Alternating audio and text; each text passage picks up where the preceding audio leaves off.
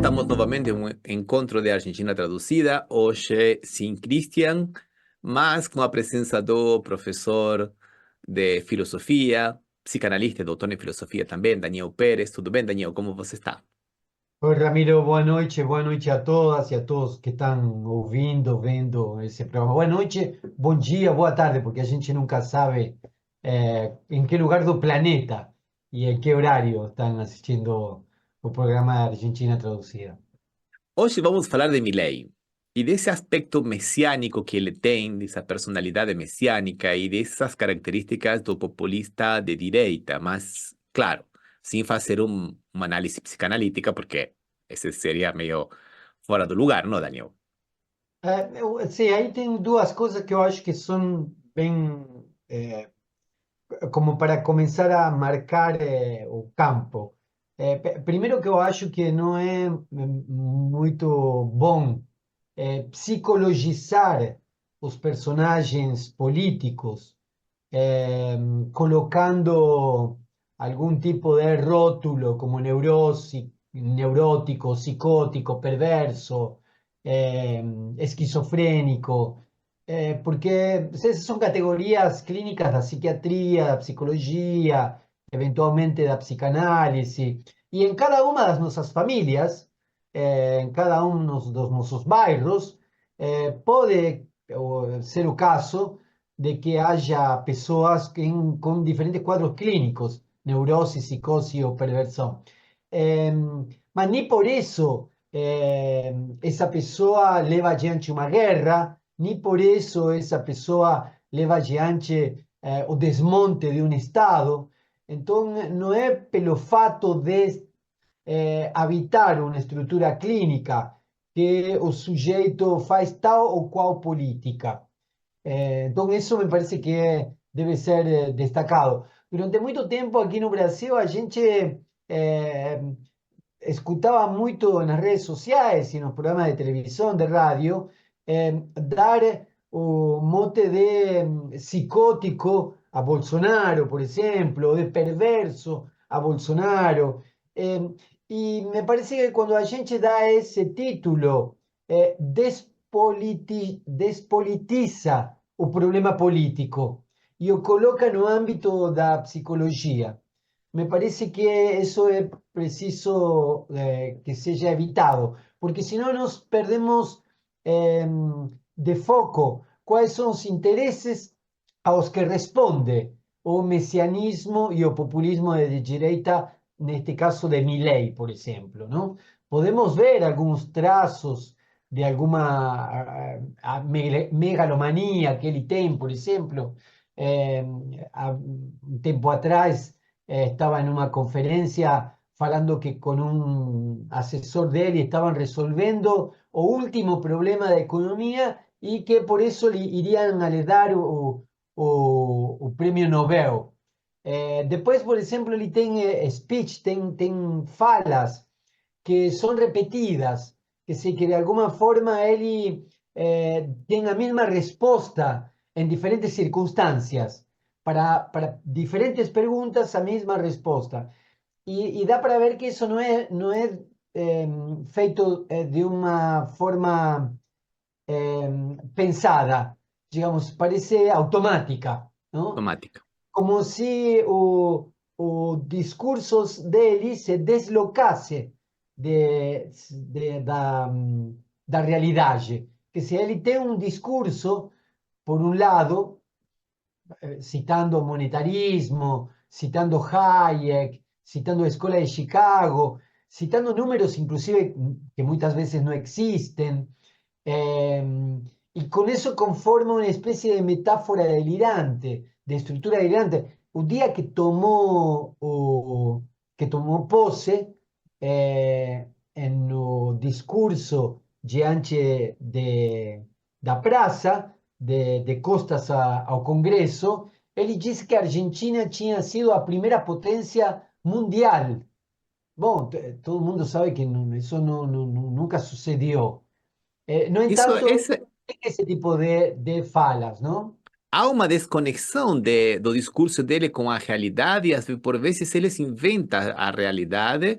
Estou pensando nisso que você está falando. Nesse mesmo discurso, ele falou que ele salvou a Argentina da hiperinflação de 15.000%, e ele dava números exatos, coisa que ele não sabemos de onde que ele tirou. Exacto. Él inclusive calculaba a qué velocidad corría a inflación. Yo pregunté para un matemático amigo que es un director de un laboratorio en Cambridge, él es matemático, y él me dice que es muy difícil você poder calcular una proyección de inflación en 365 días, hora a hora, como si fuese una velocidad.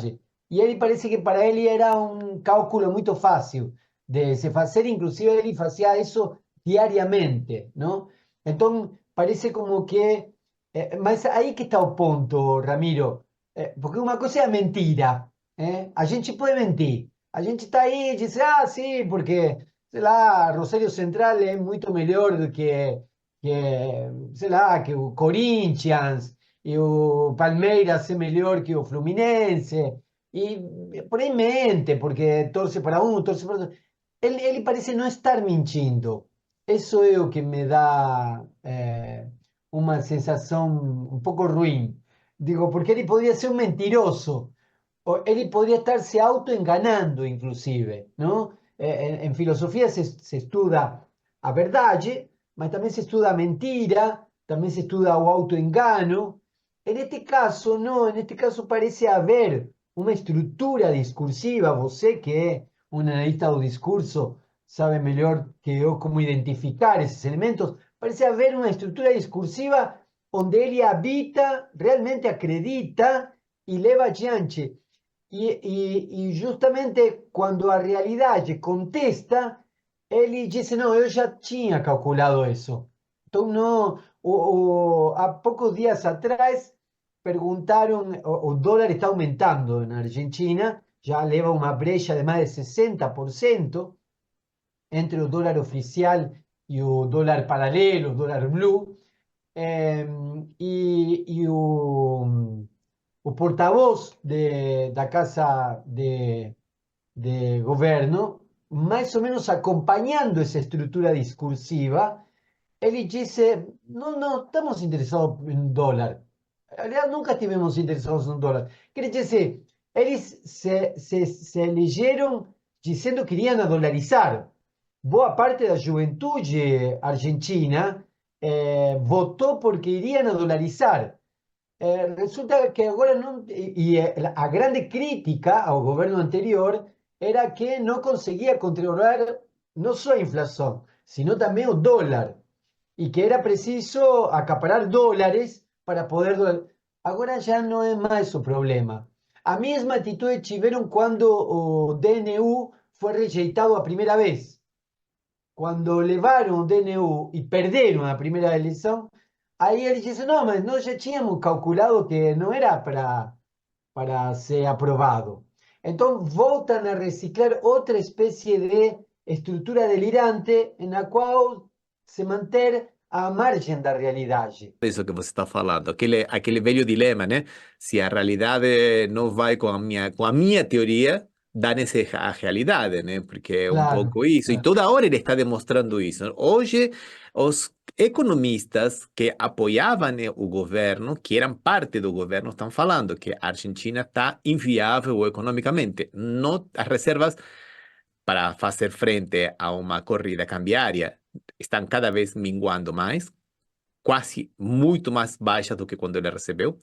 O dólar está subindo, os preços estão subindo, 14,7 caiu a produção industrial. As empresas multinacionais estão saindo da Argentina, algumas estão vindo para o Brasil.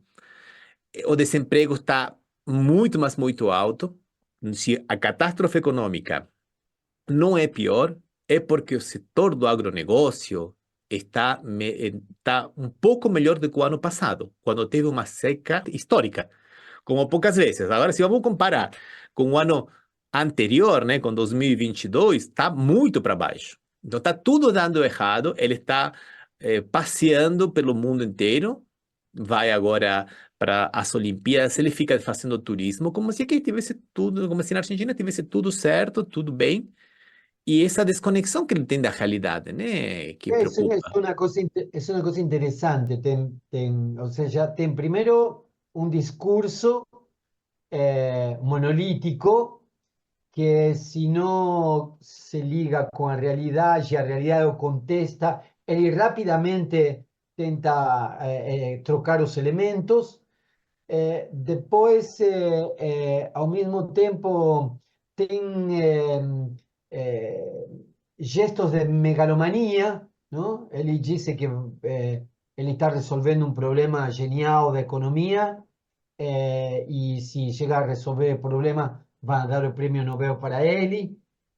Tem elementos messiânicos, no sentido de dizer que é ele que vai resolver toda a história da economia de Argentina. Depois Oh, tem. vou Sim. mais ainda. Ele vai revolucionar a economia capitalista, porque com a Uhum. teoria da escola austríaca de Mises e depois com os aportes de Hayek, ele diz que todo mundo é socialista, só ele que é capitalista. E isso não falou para uma reportagem, isso foi falar no grupo do G20, onde estavam todos os capitalistas do mundo, foi falar na cara deles que Davos, eram todos socialistas. ele foi falar a Davos, A digamos, a Davos, dar aulas a Davos. E gera também, primeiro que todo mundo ele vê socialismo em todas partes, e que se tem um conceito muito amplo da palavra socialismo. A semântica do conceito de socialismo é muito ampla. E depois ele tem brigas com tem briga com os principais clientes, por exemplo. Tem dois principais clientes Argentina, ou seja, depois de tudo que você disse, de como vai mais a economia, o que você tem que fazer é tentar, pelo menos, em função de teus próprios interesses econômicos, te dar bem com o cliente. Os dois principais clientes são a China e Brasil. O que ele faz? Briga com a China e briga com o Brasil.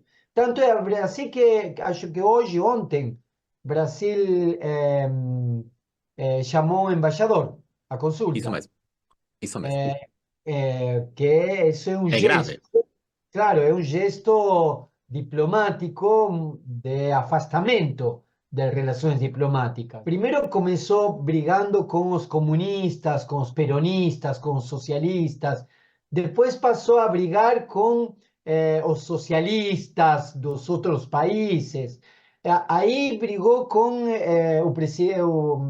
o premier da Espanha, depois também com Petro, depois com o presidente Boris, o presidente de Chile, eh, com Lula também. Com Arce da Bolívia foi comprar briga, foi falar, foi Isso, com a ele Bolívia. interferir na política interna, falando que a tentativa de golpe foi um autogolpe. Gente, a Bolívia compra muitas coisas da Argentina, e a Argentina precisa do gás da Bolívia neste momento. É, Muito é. importante. Não, não, você não pode brigar com eles. Mas ele ignora esse tipo de coisas. Ele tem uma espécie de regrinha básica do liberalismo, que é que você tem que diminuir o déficit fiscal, chegar a zero, no imprimir moeda para que haya retração monetária e com isso você controla a economia. Isso é verdadeiro em um jogo fechado, que se em um jogo fechado, quando você tem esses três elementos, você poderia fazer funcionar. O problema é que as economias são abertas e a partir da década de 70, não é a emissão de moeda o principal fator de inflação, não é o déficit fiscal em aumento o principal fator de inflação, senão a inflação em Estados Unidos estaria pelas nuvens. Estados Unidos é o país que mais imprime moeda no planeta. É o país cuja dívida externa é fabulosa. Essa regrinha não se aplica para Estados Unidos, mas também não se aplica para a Argentina, né? 35 trilhões de dólares é o que deve a dívida dos Estados Unidos. E temos experiências como na Argentina, como a experiência de Menem, que ele também não imprimiu um centavo e a inflação corria solta. Por quê? Porque a aceleração da circulação do dinheiro fazia com que aumentassem os preços. Era o É. mesmo dinheiro circulando, mas circulava com tanta velocidade que os preços continuavam a aumentar. E se vocês acrescentar a isso a outra coisa que é como apagar o fogo com gasolina, que é dolarizar o preço da gasolina e dos combustíveis no gerais, você vai dolarizar o preço dos serviços de energia, da água e tudo mais, logicamente que isso vai gerar inflação. Então não adianta você só não emitir. Se você continua aumentando esses preços fixos, isso faz uma inflação estrutural por um longo tempo. Inclusive é curioso que está sucediendo en Argentina porque los precios aumentaron tanto que comparativamente están más caros que en la propia Europa. Isso mesmo. Y hay una retrasón en la compra. Claro. A compra cayó, O o consumo consumo de carne cayó. na Argentina, Daniel, que o consumo de carne é uma coisa que sempre foi um índice que marca assim, o consumo das famílias, está o mais baixo em 110 anos. Carne, leche E eh, pão, y trigo, digamos, y isso farina. mesmo. E uma coisa que aí voltamos a essa personalidade tão dissociada da realidade, porque, por um lado, ele é uma pessoa do mercado, ele é alguém que diz que tudo teria que ser liberado, até a venda das crianças tem que ser liberada, até a venda de órgãos teria que ser liberado, porque o mercado se serve para tudo, mas mantém cativo o mercado cambial, um preço de um dólar oficial absurdamente barato, que faz com que a Argentina fique caríssima perante o resto do mundo. E a outra variável também que é interessante, que é ele não permite que haja livre jogo da oferta e da demanda, é no mercado do trabalho. Ele não está permitindo que os trabalhadores negociem o salário com os empresários. Teóricamente es un ultraliberal, digamos, un anarcocapitalista, donde él decía literalmente que imposto era robo y que el Estado tenía que ser disolvido. Ahora, como presidente, él interviene en la relación entre capital-trabajo cuando se van a negociar los salarios, prohíbe a negociación libre dos salarios. E inclusive agora avançou numa que achei um primor, esse me pareceu fantástico, que o Banco Macro foi acusado de golpista. Agora não só os comunistas, os socialistas conspiram contra ele, sino que também os banqueiros do Banco Macro, especialmente, conspiram contra ele. Por quê? Bom, porque usaram um instrumento de especulação financeira que ele mesmo tem, ou seja, não fizeram nada ilegal, até onde eu sei. O Banco Macro não fez nada ilegal até onde eu sei, mas utilizou um instrumento de especulação financeira que fez com que, de algum modo, agitasse a subida do dólar. E ele acusou publicamente de banco golpista. Quer dizer, antes que ele dizia que era preferible a máfia ao Estado, porque a máfia tinha ética. Era preferível qualquer atividade privada à intervenção do Estado. Agora que os privados estão fazendo a especulação deles, que é o que eles sabem fazer, então ele aí impõe a teoria da conspiração golpista contra seu plano. Isso me dá pé para falar de uma outra coisa, que não é o único de pessoa, não é o único cara de direita que faz isso, que tem essa dissociação entre o que faz e o que predica. Também a ministra da Segurança, Patrícia Bullrich, que quando era oposição, na época da pandemia, ela estava mobilizando as pessoas para se manifestarem publicamente em contra da vacinação, em contra do isolamento, de fique em casa. Ela ia na praça, ao risco de se contagiar e contagiar outras pessoas, fazendo manifestação. E isso achava que era o direito da liberdade que ela tinha. Porém, Quando o povo pacificamente foi se manifestar em contra da lei de bases, foi reprimido, foram 33 pessoas presas, prisão preventiva absurda, foram levadas para o presídio de máxima segurança, dois presídios de máxima segurança na Argentina, Marcos Paz e Ezeiza, né? E depois acusando que esses manifestantes eram terroristas e estavam querendo dar golpe de Estado.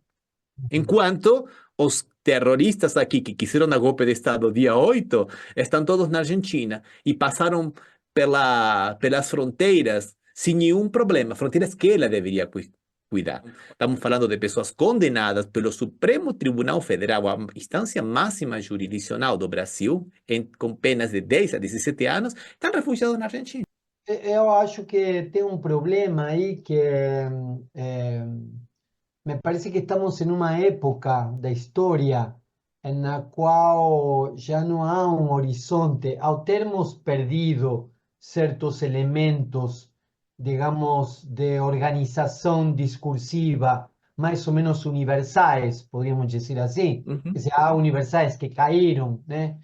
Eh, desde la época, esto fue falado en un texto que se llama A Condição Postmoderna, de François Lyotard, un relatorio que él escribió para el gobierno de Canadá en 1979. François Lyotard decía que habían caído los grandes relatos y que o que se sustentaba en 1979, o que se sustentaban hoy ya no eran más grandes relatos, no era o relato da revolución, o relato do liberalismo, o relato do esclarecimiento, sino que eran pequeños fragmentos de relato. 1979 decía eso, decía Lyotard. Y que a época que se vinha era a época dos discursos fragmentados. De alguna forma, en 1989, novembro de 1979, cae o muro de Berlim. E, bom, o socialismo já não é mais uma opção. Aí aparece Fukuyama falando do fim da história. Então, uhum. portanto, temos discursos fragmentados e o fim da história. Não tem mais história, não tem mais grandes relatos, os universais caíram. E me parece que as duas coisas se combinam para hoje passarmos a ter fragmentos de discurso em sistemas de crenças. Quer dizer, a proposição, eu acredito que P é o que vale. Não importa se isso é verdadeiro ou falso. Eu acredito que P. E eu ajo em função daquilo que acredito. Ou seja, ao não termos mais um discurso que de algum modo objetive, ao não termos mais o decurso de uma história, a nós perdermos um sentido de algum modo que reúna, o que há são fragmentos, são grupos de identificação. Temos um movimento muito importante de grupos de identificação étnica, racial, de gênero, de diversidade sexual, mas também temos grupos de identificação por diagnóstico psiquiátrico, temos grupos de identificação por jogo de internet. Twitch, por exemplo, é uma Uhum. plataforma onde você vai ver diferentes grupos de identificação que se articulam em torno ao tipo de jogo que jogam. Então, parece como que não temos mais uma referência política. Eu não me identifico com minha classe social. Eu me identifico com aquele que tem transtorno de hiperatividade e de possibilidade de foco. Ou me identifico com aquele que é motoqueiro. E cada um desses grupos tem um discurso, em um sistema de crença que acredita que P e age em função disso. Me parece que é dessa forma que se compõe o eleitorado de um sujeito como Milei, que era um cara que trabalhava em uma empresa fazendo livro contábil y que como él tenía unas características un poco peculiares, fue para televisión, como en la televisión él creaba algunas especies de escándalos en los programas de televisión, entonces comenzó a ser llamado en otros programas de televisión y de radio, y ahí ficó popular, y las personas que se identifican por fragmento en cada uno de esos nichos, comenzó a ver en él alguien que de algún modo representaba, por ainda no sé cuál motivo, ¿no? De alguna forma, no hay una composición política en el electorado de Milei. Muchas personas que votaron no peronismo, muchas personas que votaron en otros partidos políticos de centro izquierda. Hoy, en la última elección, votaron a Milei. Entonces, no hay una articulación política, hay una articulación de identidades por las más diversas y variadas E- condiciones, elementos.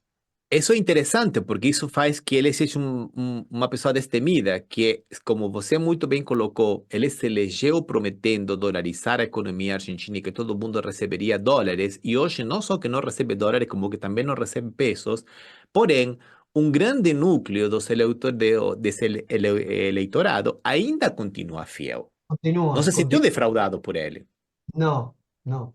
Y es interesante, por lo menos de mi perspectiva, tal vez una percepción muy subjetiva, mas yo entiendo que a peor oposición de mi ley no son las organizaciones populares, no es o electorado, sino que es justamente aquellos a los cuales él supuestamente respondería, que es o capital financiero especulativo. Uhum. Quien está boicotando el proyecto de Milei y quien está presionando hoy es a banca especulativa, con un aumento del dólar paralelo, y los relatorios do Fondo Monetario Claro. Internacional, que son cada vez un pavo en la nuca atrás de otro, que él está diciendo. Lapidários. Lapidários. Sim, não há dinheiro, não está fazendo as coisas certas, a suposta reforma fiscal que está fazendo, esse ajuste fiscal, esse ajustamento fiscal não está funcionando, e a questão social, o FMI falando da questão social, sinceramente, Daniel, isso é uma coisa que nunca teria pensado que o FMI ia a ficar olhando para a questão social, para você ter uma ideia do caos social que está a Argentina, né? Es tan delirante la situación que o FMI parece un discurso de izquierda, como Exatamente. do lado de Milei, ¿no? Entonces, parece por eso ese mesianismo que prometía o anarcocapitalismo, que prometía romper con Estado, con los impuestos y liberar todo, bueno, resulta que no va a ser tan así. Não. O populismo que ele alimenta, sim, esse de ter um discurso no qual, de algum modo, agita esses fragmentos de discurso e vai adaptando, de acordo às condições, fragmentos de discurso que são muitas vezes desconexos e não tem uma coerência, eh, não tem uma coerência para quem espera un discurso esclarecido, un discurso racional, ¿no? Tiene un otro tipo de coherencia, una coherencia tal vez de carácter afectivo, ¿no? Entonces, él, de algún modo, por eso tal vez, él no perca a popularidad. Yo me lembro de un compañero que llegando en Córdoba, eso fue, usted se debe lembrar de eso, Ramiro, un taxista dice para él, yo prefiero vivir mal con Macri a Uhum. vivir bien con peronismo, Claro, ¿no? claro. Y me parece que ahora eso es más radicado ainda.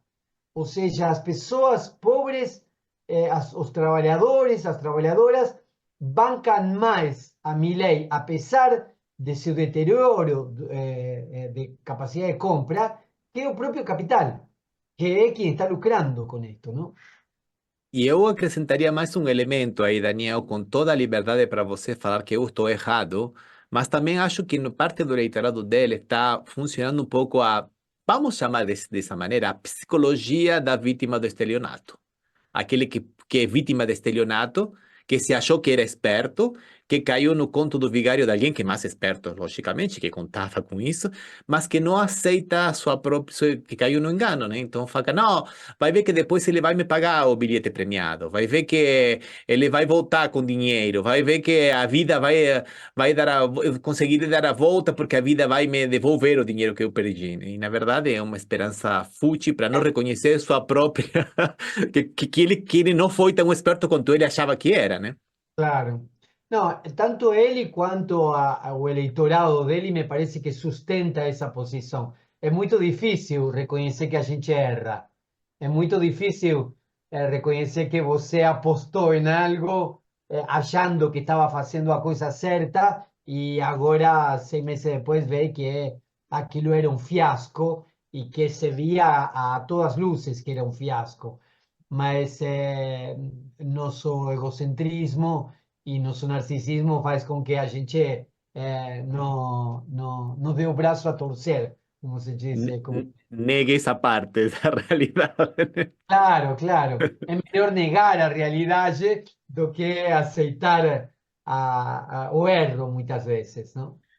Bom, já estamos conversando há faz um tempo. A única coisa que eu pediria, assim, se não, alguma reflexão assim, acerca daquele encontro entre Bolsonaro e Milei em Balneário Camboriú, aquela coisa que vai passar para o show dos horrores da política, né? Mas não só da política, sino da vida mesmo, né? Aquela entrega das medalhas, medalha, com a irmã do lado, com aquela coisa escatológica, Bom, mas aí homofóbica.